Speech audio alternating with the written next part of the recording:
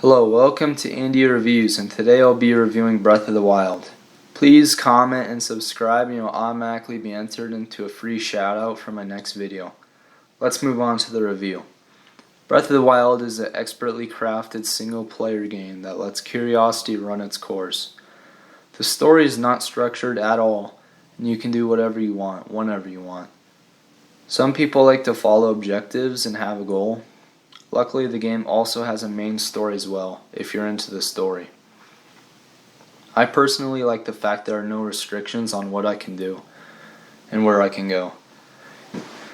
In this sense of the game, it's very similar to Minecraft. You can go literally anywhere you want, which does truly feel amazing. The map is actually really big, and you can spend countless hours exploring the vast world. The scenery itself is not necessarily the best looking. However, it's the art style that captures everyone's attention. I love the graphics. It really does suit the game. Much like Hollow Knight, Breath of the Wild really masters atmospheres and can make a world come to life depicting where you are. And even the music guides the story. Like when you go to Ganon's castle, the classic Legend of Zelda music starts playing. It can bring chills. In a good way, of course. Another thing I really like is how many items there are in the game, and how you actually have to go looking for them. This part of the game was well implemented, and it connects perfectly to the trading system, one of my favorite parts of the game. Is to buy and sell, and make profits depending on what valuable resources I have in my area. There are many villages in the game, I think 6, if I believe, in which you can trade your items. But beware, because the Yiga clan is on a mission to take you down. The first time I encountered one of these Yiga spies, I freaked out. I mean, who would not? These guys have creepy lines. Which does remind me of a story. Breath of the Wild's story is not necessarily linear. Kind of like some of the Uncharted games. Link in the story has some form of amnesia, and he only knows what he's told, which could open up a whole nother story on itself, but that's besides the point. Link, however, can recover memories, which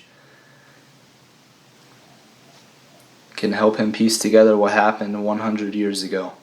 I really like the idea of a story being told through the eyes of someone who knows as much as me. This is a very clever way to instantly build a relationship with Link, which may further the story without much of a story. I do wish games adopted more of these ideas.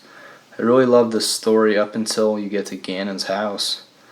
I mean, I wish I got to see Hyrule rid of Ganon, but instead, it just forgot everything that happened and acted like you never fought him in the first place. This is a little annoying, but very, very, very, very, very, very, very far from a deal breaker. As the whole story is very well put together and deserves a lot of praise, unfortunately, I cannot speak for the 2 DLCs, but if you have played the DLCs, just comment what you think about it. I'll give you a free shout out for my next video. Anyway, back into the video. On to the fighting mechanics. There are a surprising amount of ways to deal with your foes. This game really does leave it up to your imagination. You can push boulders onto your foes or shoot barrels full of gunpowder. Now that I think about it, why on earth do they have those right next to their base? I guess it doesn't matter. This is part of the game that excels past basically all combat games I've played. There are many cool mechanics they added, such as you being able to slow down time when you shoot an arrow in midair. This is a very awesome mechanic. It also makes you feel a little more than just some random knight with amnesia, but more like you were once one of the best, and now you've come to reclaim your past glory. This plays into the story nicely, and is well implemented like everything else. Breath of the Wild is a game that I can't really think of one flaw. There are a lot of things they could improve on, but I mean, even the cooking mechanics are brought to life. It's much more complicated than some people give it credit for. Things such as these really bring a game a long way. Breath of the Wild is expertly crafted and definitely deserved Game of the Year for 2017. I guess all that I can really talk about now is the rating of the game. I'll give Breath of the Wild a 10 out of 10, simply because of the massive world, amazing graphics, interesting story, and the fact that you can do whatever you want. If you enjoyed the video, please leave a like and subscribe to my channel. Adios.